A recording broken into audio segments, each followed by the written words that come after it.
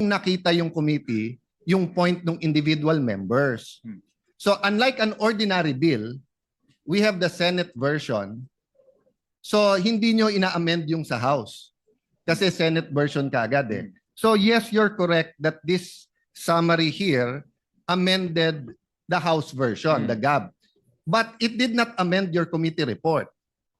Because, Mr. President, we agreed several individual meetings, you had caucus sa groups natin, that iibay natin yung proseso and we will make it very transparent. So if what we're saying, Mr. Chairman, I'm saying this with all due respect and I appreciate the work you're doing.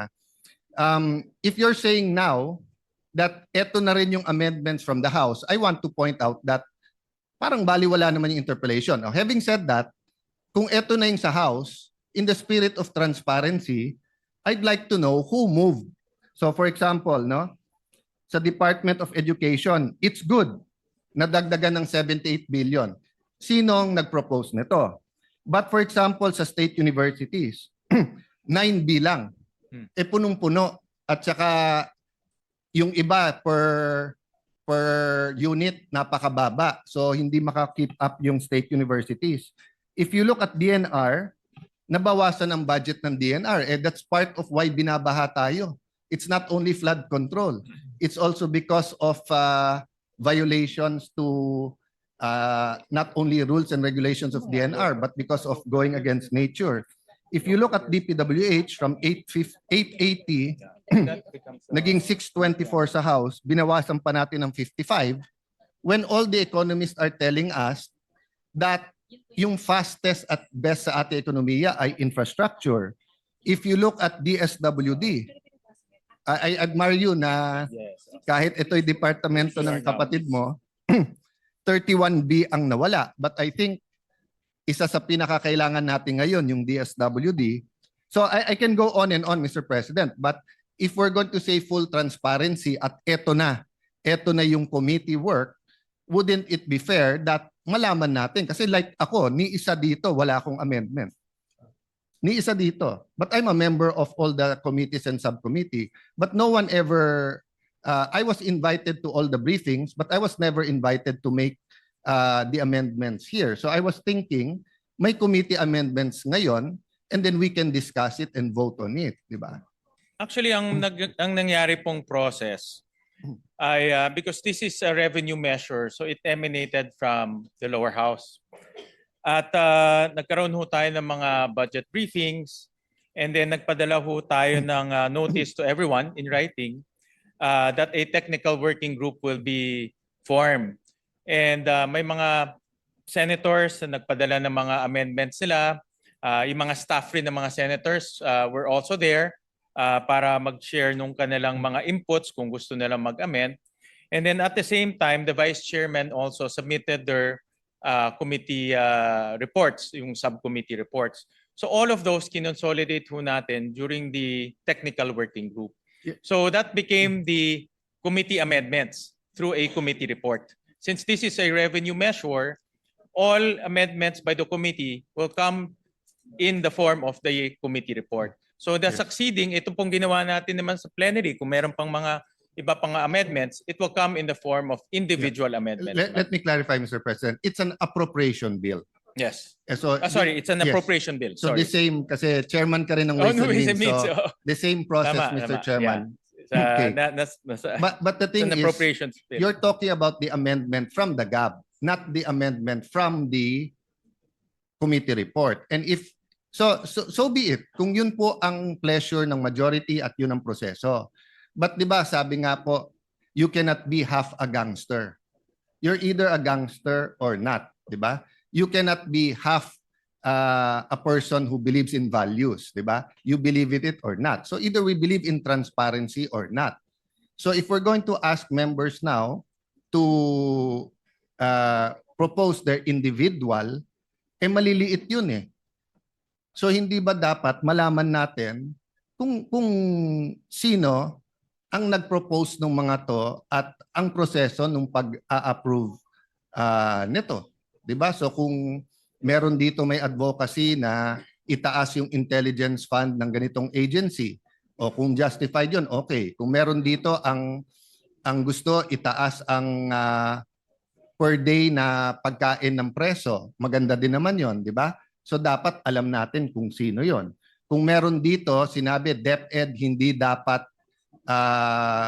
state you ang mas mataas ang increase. Kasi for example, I agree education, pero 78B to DepEd and 9B sa state universities, medyo malayo. So I'd like to know who proposed this.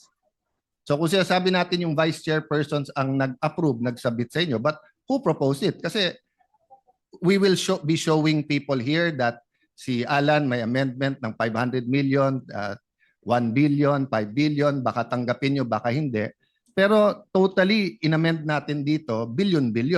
I'll give you another one example that's important to me. Many of us here believes dapat walang unprogrammed funds. Dapat wala. Kasi before 2022, wala naman unprogrammed eh. 'Di ba? So, pero ang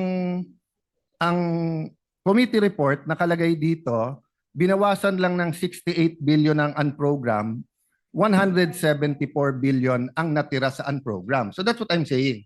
If we had a meeting after Friday or a caucus, we could have voted whether or not tingin natin may unprogrammed funds o hindi. But if it's your pleasure, we do that sa individual, that means you will allow us to do the individual and then to give a pretext. So for example, Mr. Chairman, I can move later on to take out the unprogrammed funds as an individual amendment. Is that correct, Mr. Chairman? Well, ang process po natin dahil ngayon po ay submission ng mga amendments. So the committee will welcome yung mga individual amendments sa mga members natin. Last point, Mr. President, because I don't want to belabor. What I'm saying is that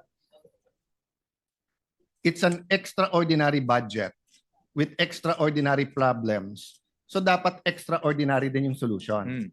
So ang problema, ipapakita natin sa tao yung maliliit natin amendments at kung sino nagpro-propose nito at kung tatanggapin o hindi. Pero yung kalalaking amendments, hindi nating i-reveal sa tao kung sino ang nag-propose. Actually ho, yung technical working group, doon ho natin pinag-usapan itong mga amendments. Inipon-ipon ho namin yung mga amendments, inipon-ipon ho namin mga recommendations. Marami ho tayong mga senador na nagpadala po ng kanilang mga recommendations. So doon namin inipon-ipon po yung mga amendments. And that's not a problem, Mr. President, if the committee met afterwards for the committee amendments. Kasi even if you look at the rules, amendment comes after the debate is closed.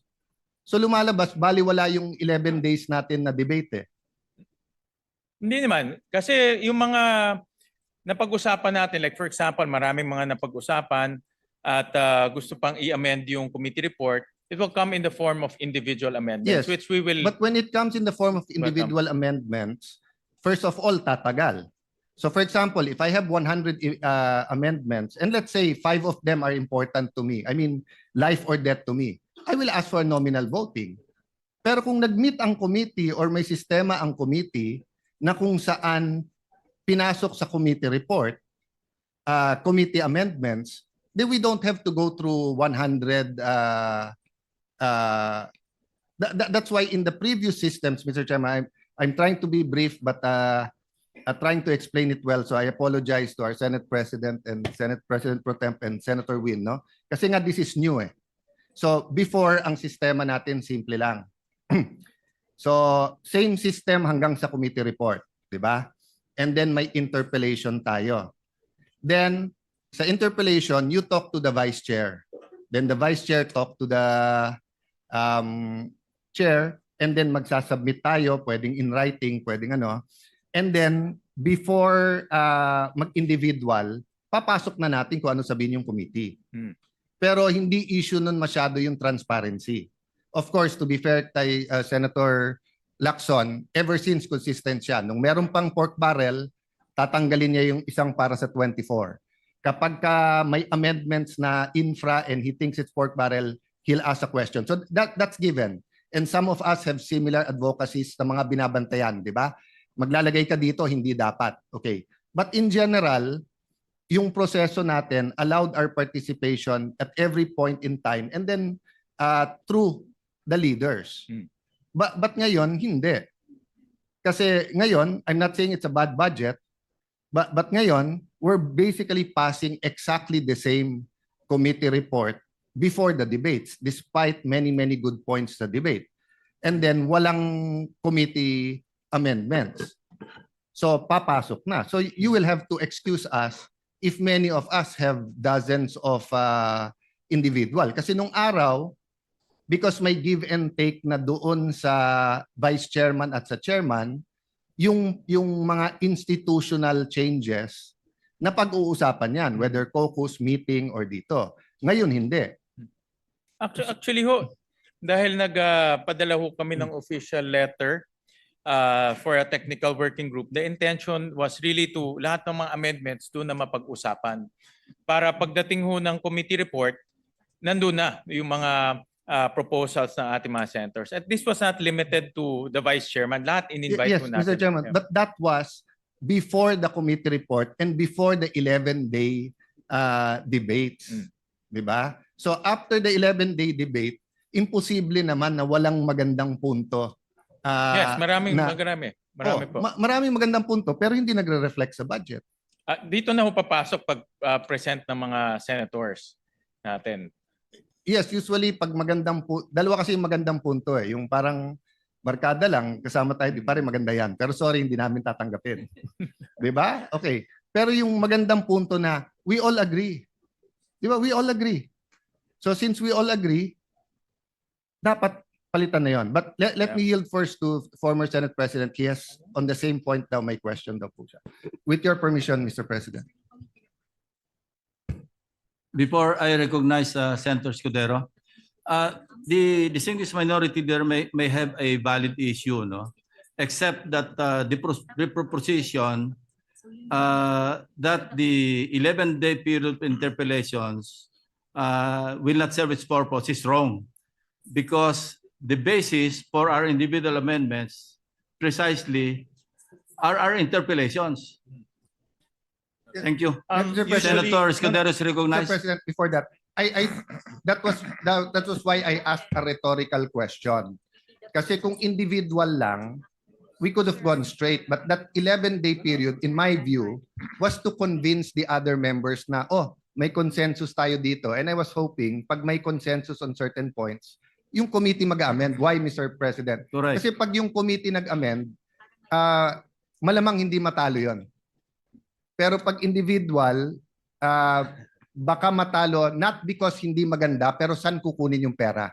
But I think we agree, Mr. President. I'm just saying I think we're that, on the same page except yes, that to say na pointless yung 11-day Yes. period of interpellations. I that's will not not an agree to assertion. that. That's a rhetorical question na Yeah, kung walang thank you. committee, does that mean? Thank Yeah. you for that Anyway, clarification. Senator Escudero is recognized. Thank you, Mr. President. With the indulgence of Senator